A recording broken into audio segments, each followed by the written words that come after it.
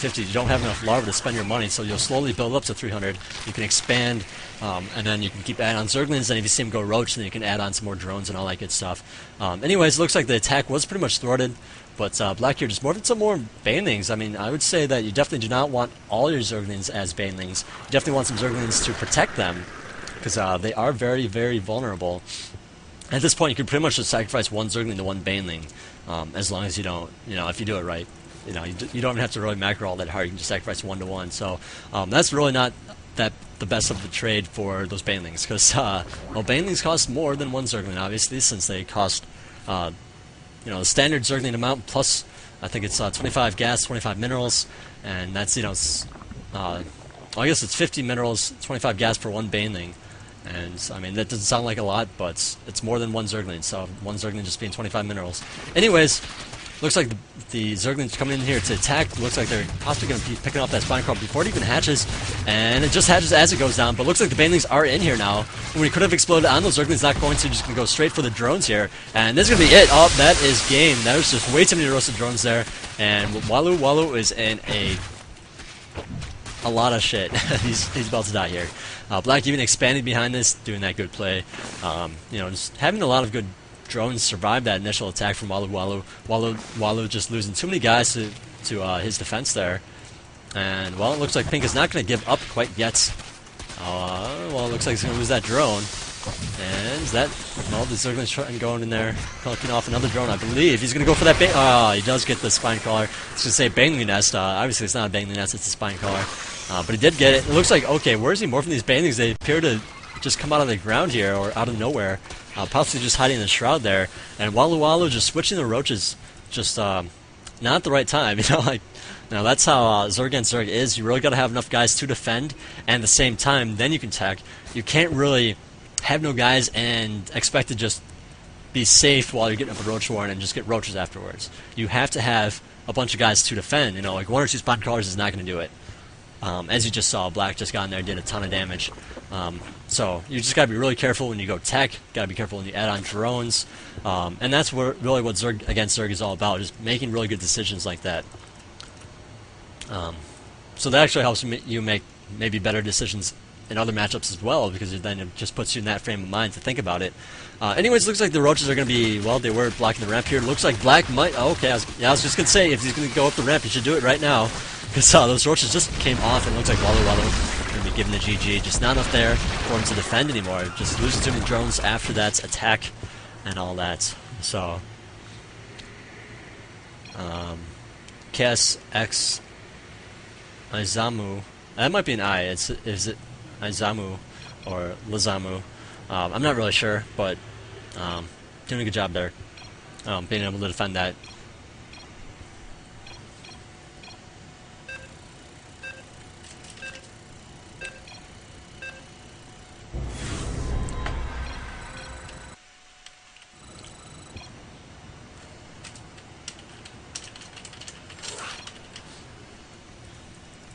Alright, so it looks like Izamu, KSX Izamu. I'm not sure if KS is a team and then the X is kind of like the in between the KS and the rest of your name. So some teams do that. They like to put an X between the two, just to differentiate it a little bit. Let's just bet on him. It looks like, well, he's spawned as our Black Zerg player in the 9 o'clock position here. So he is pretty much where his opponent was last game. And his opponent today, or this game, is TL Power Armor. I'm not sure if that's like Team Liquid Power Armor or just TL or what. I don't know if it stands for something or what. But he spawned at the 6 o'clock as our Pink Zerg, or Pink Protoss player, excuse me. So, well, this Protoss against Terran, I don't believe I casted this matchup quite yet. So we'll see what's happened.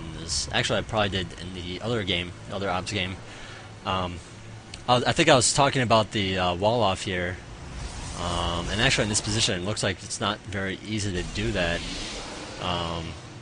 Like I was saying, that if you put a building here, and then the next one here, then your Zealot out here, it's going to have 3 Zerglings to attack it, but if you do it on this side, it's going to be the same thing. So, I'm not well, I guess you could put it back just a little bit. I don't know, it's kind of weird because these positions are totally different.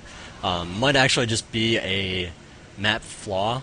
Like, for example, there's other map flaws, like this space here is way more open than this space. So it's like a Stalker here can pick off an Overlord, whereas a Stalker down here cannot pick off an Overlord up there. So I mean, there are map flaws like that on this map, on Blizzard maps, that you can abuse or you have to be careful of, depending on your race and the positions and all that good stuff. So just something to consider when you're playing, you know. Anyways, it looks like Izamu is going to be going pool or hatch first, then pool, and then gas. This is something. Well, I guess you could get the gas then. I don't know. It's just kind of weird because then you can't afford 2 overlords if you're constantly droning. I mean, you pretty much have had to stop droning like a couple of seconds ago, and not getting the last 2 or something. Otherwise, you cannot afford to get a queen and an overlord, or 2 queens and an overlord and drones. So you gotta be really careful when you time this extractor if you're going hatch first. Right. So I don't know. We'll see if he gets 2 queens or not. I doubt he's gonna be able to.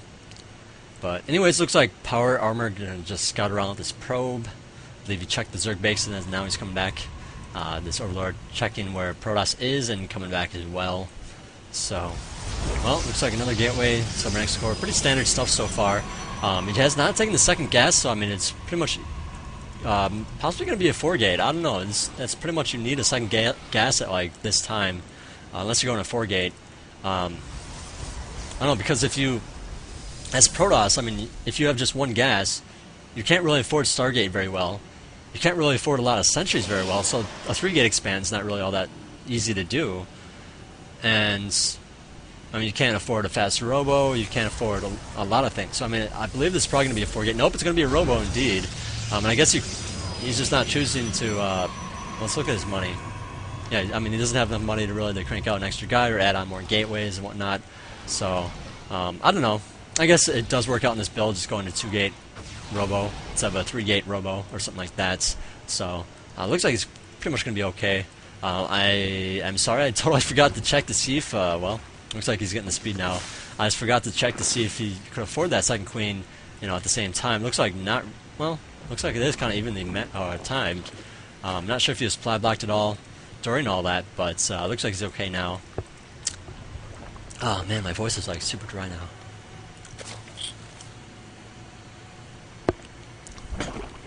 Good old water. So I'm surprised no one's viewing this, because usually I get up a bunch of viewers. Oh well. Looks like, well, some Zerglings are coming out here. They do not have the speed quite yet, but the speed's going to be finishing up here. So I believe Zerg is probably going to be doing some kind of timing push here. I mean, well, if he's scouted the front, I'm not sure if he has. I can't really check to see if he has or not. But if he has, he knows that this is not a good wall, and he might try to abuse it right now with these fast Zerglings. Now, of course, this excuse me, Zerglings going right by these Stalkers, taking some extra hits. Looks like they're going to be picking up that Zealots now. Well, Observer's coming out now from the robotics facility. Not going to be getting an Immortal first. Of course, you do kind of want an Observer first no matter what, unless you direly need an Immortal. But looks like Zerg's going to just bust in there just perfectly fine and just do some good damage here. I mean, he does have both hatcheries, all these queens. You know, not that many drones, but I mean, he has plenty to keep the Zergling pressure up. So, I don't know, it's very well timed for Zerg here, just getting in there at the right time when you see no building here, and, well, using that very nicely. Anyways, I am going to take a break, and I'm going to be casting some replays. So, you know, maybe in like, I don't know, maybe like half an hour to an hour I'll be casting those replays. I just want to rest my voice for, you know, a little bit, drink a lot of water, maybe grab something to eat, and I'll be casting some replays. So I hope you guys enjoyed these castings. I'm not going to be watching this next one, so let's exit right now. And, well, this is Magic signing out. Hope you guys